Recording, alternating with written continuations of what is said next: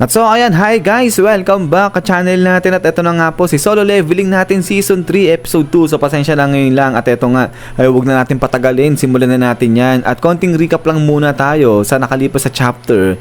Ay ito nga si Michael Connor, yung Deputy Director ng United States Bureau of Hunters, kinakausap na si Jinwoo at ino-offera nila si Jinwoo na maging US citizen at ang kapalit nito ay i-increase nila itong ability na ni Jinwoo. So kaya ito nagugulat etong si Jinwoo nga dahil ang tanong niya nga rito, posible pa talaga na mangyari yung bagay na yon. At then ay sa dulo nga ng episode natin ay dito na nga pinatawag ngayon ni Michael Connor etong babae na may ability na gawin yung sinasabi niyang i-increase pa yung ability ng mga na-awakened na. At then ito nga ngayon tingin-tingin dito etong si Jinwoo, nagliliwanag yung kanyang mga mata at now ang continuation niyan is eto naman na. So salita ulit dito etong si Michael Connor at sabi niya nga diyan na eto si Mrs. Selnar ang kaisa-isang tao sa buong mundo na kayang i-increase pa yung ability ng na-awakened na hunter. At eto nga tingin-tingin ngayon si Jinwoo dyan kay Mrs. Selnar at sabi niya nga rito na oo tama, iba yung nakapaligid o yung bumabalot na aura dito kay Mrs. Selnar. At eto nga ngayon lapit na si Mrs. Selnar dito kay Michael Connor at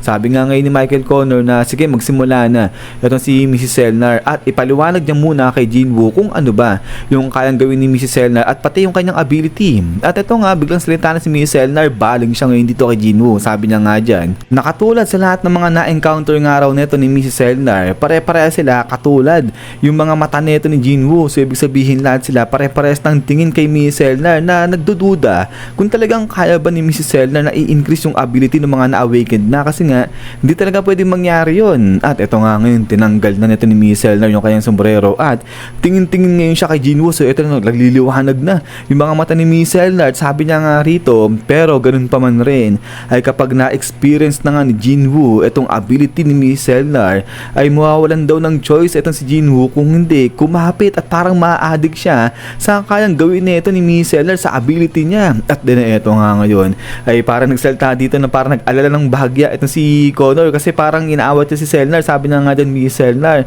parang maghinay-hinay siya sa pagsasalita kasi si Jinwoo pa rin naman yung kaharap niya, isang S-class hero, ay hero tuloy, isang S-class hunter, kagulo-gulo na.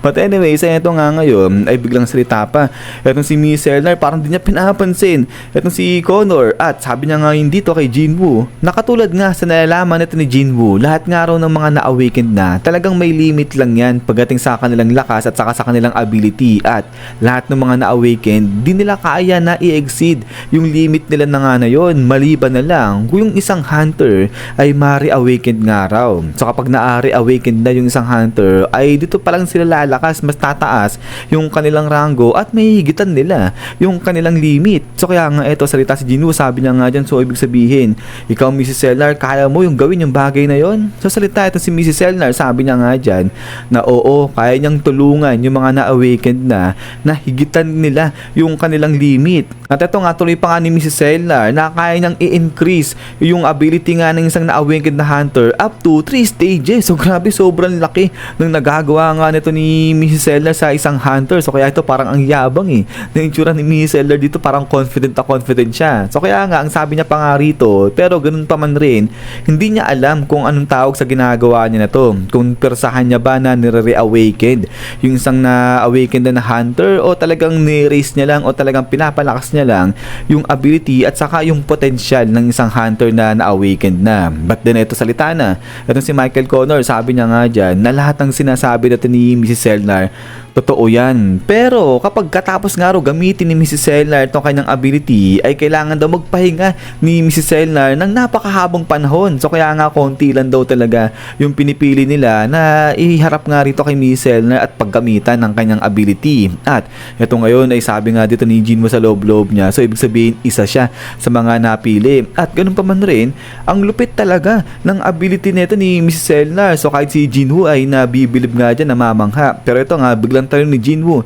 Itong si Mrs. Selnar, sabi niya nga dyan, gaano naman ka-efficient yan, sabi niya ganyan. So ito sagot si Mrs. Selnar, sabi niya nga dyan, actually depende yan sa tao. Pero kapag katapos nga nilang ma-experience na itong ability ni Mrs. Selnar, sinasabi nila ay nararamdaman nila parang umangat yung kanilang lakas ng up to 20 to 30%. So ang taas nga ng talagang porsyento ng inilalakas ng ability mo once natulungan ka ni Mrs. Selnar. At so kaya ito talagang napapatahimik dyan si Jinwoo. Sabi niya nga sa isip-isip niya, 20 to 30%? No way! So kahit ito si Jinwoo talagang di makapaniwala sa kayang gawin nito ni Mrs. Selnar. Pero dito niya na nga raw ngayon na-realize kung bakit itong si Wang Dongsu lumipat sa bansa ng Amerika kahit na napakaraming mga criticism yung natatanggap ng bansa na yon. Dahil sino raw bang hunter yung di papayag yung tatanggi sa alok na yan? Lahat daw ng hunter kapag narinig yan na tataas yung kanilang ability talagang mahuhulog sa offer na yan. At eto nga ngayon sabi nga ni Jinwoo, pero ganun pa man rin kapag kumalat itong ability ni Mrs. Selnar sa labas ay di ba delikado yan? So sagot na itong si Connor, sabi niya nga dyan, kaya nga si Mrs. Selnar nandito sa poder nila kasi nga responsibility nila yung kaligtasan ni Mrs. Selnar. At bukod pa doon, binabayaran daw nila itong si Mrs. Selnar ng talagang malaking halaga. At kapalit nga nun, yung mga napipili nilang hunter ay ayun, si Mrs. Selnar yung nagpapalakas sa kanila. At so ito ngayon, present na ulit ni Mr. Connor itong si Selnar dyan kay Jinwoo. Sabi niya nga dyan na eto, si Mrs. Selnar, yung kanyang ability, ayan, yung kaya nilang ibigay bilang regalo dito kay Jinwoo. So ito nga, biglang sabi ni Jinwoo sa isip-isip niya, talaga ba regalo? At yun nga, biglang baling siya ulit kay Mr. Connor. Sabi niya nga dyan, hindi ba na more on deal itong ginagawa nila kaysa sa isang regalo? So ito sagot, si Mr. Connor, sabi niya nga dyan, yung benefit talaga nito actually, si Jinwoo, yung unang-unang makaka-experience niyan, yung unang makakaramdam niyan. At para mas maganda pa, para dito kay Jinwoo, sige, kahit saan daw na gustong guild nito ni Jinwoo pumasok, etong silang Mr. Connor na yung bahala niyan, sila na yung mag-a-arrange niyan. So kumbaga, wala na talagang poproblemahin dyan etong si Jinwoo. At eto nga ngayon, tuloy dito ni Mrs. Selnar na di na kailangan magmadali pa nito ni Jinwoo kasi nga katulad ng sinasabi nila, sila yung unang tutulong dyan kay Jinwoo. At eto nga ngayon, sabi ni Jinwoo, ano, totoo ba yung sinasabi nga nito nila Mrs. Selnar? At eto nga, biglang salita si Mrs. Selnar, sabi niya nga rito, katulad nga ng sinasabi nito nila Connor, gift, regalo, itong ibibigay nila dito kay Jinwoo. So eto ngayon, salita na, ito si Connor, sabi niya nga dyan kay Jinwoo, napapayag ba si Jinwoo na i-unlock nila yung kanyang potential? So ito sagot, si Jinwoo sabi niya nga dyan, nang walang kung anumang kabayaran. At ito nga, sabi ni Connor, na wala, kahit na hindi pa pumayag etong si Jinwoo na maging hunter ng US, ay talagang i-unlock nila yung kanyang potential. Basta pumayag lang dyan etong si Jinwoo. At ito nga ngayon, napapaisip si Jinwoo, sabi niya nga dyan, di ba kasasabi lang ni Mrs. Selnar na kapag na-experience niya na yung ability ni Mrs. Selnar, parang di na makakawala dyan etong si Jinwoo, para magiging addict siya kumbaga sa ability ni Mrs. Selnar once na ma-encounter niya na yan. At din ito nga ngayon, biglang hinawakan na nga ngayon ni Mrs. Selnar itong mga kamay ni Jinwoo. At sabi niya nga rito, sige, kung puwapayag etong si Jinwoo, ang first step nito, kailangan tignan ni Jinwoo itong mga mata ni Mrs. Selnar nang talagang maigi. At so ito ngayon, napangiti na ng maganda etong si Michael Connor. Sabi niya nga sa isip-isip niya, huli ka ngayon Jinwoo, sabi niya ganyan. Dahil eto nga, habang nakahawak na etong si Mrs. Selnar dyan sa kamay ni Jinwoo, sabi nga rito ni Connor, etong si Jinwoo, minemaintain niya pa yung kanyang pagiging cool o yung kanyang pagiging kalmado. Pero kapag katapos na ito ng first stage na ginagawa nila ang dalawa ni Mrs. Selnar, sigurado hanap-hanapin daw yan ni Jinwoo. At kapag naging impatient pa o hindi makapaghintay itong si Jinwoo, baka mamaya pumirma na agad-agad niya sa kontrata, sabi niyang ganyan. At ito tuloy pa ni Connor na si Goto nga yung isang hunter na nag-i-aim na maging isang national hunter, hindi siya nagtagumpay dun sa nangyaring raid sa may Jeju Island. Pero etong si Jinwoo, isang hunter na unheard yung kanyang ability, tinapos lang, clear agad ng ganung kadali lang yung nangyaring raid dun sa may Jeju Island. So kaya nga ito, tanong ni Connor, hanggang saan daw kaya itong limit ni Jinwoo? At so ito ngayon, tuloy dyan sa process na ginagawa nila itong si Mrs. Selnar sa si Jinwoo. At ito nga ngayon ay parang papasukin na ni Mrs. Selnar itong si Jinwoo. At then suddenly is biglang napunta sa isang madilim na lugar etong si Mrs. Selnar. So grabe, nalaki rito yung mga mata ni Mrs. Selnar. At ito nga ngayon, tingin-tingin sa paligid niya itong si Mrs. Selnar kasi nga masyado masyadong madilim. At then suddenly eto nga, biglang sa may taas nito ni Mrs. Selnar, may lumabas na imahe. At eto nga ngayon, yung imahe maya biglang tumingin dito kay Mrs. Selnar. So yun, nagkatitigan sila ngayon dalawa ni Mrs. Selnar. At after nga niya, dito talagang napasigaw ng husto.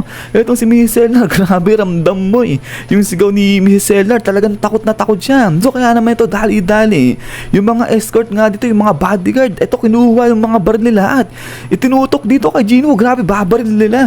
Ito si Gino, sabi nga nito nung bodyguard na to, anong ginawa mo kay Selnar? Sabi ng ganyan. At dito nga, ito si Gino ulang kibo, nagulat siya sa nangyari nga dyan kay Mrs. Selnar. At then after nga niyan, ito salita na. Ito si Connor, sabi na nga dyan, anong ginagawa ng mga gwardiya na to? Mga baliw ba sila?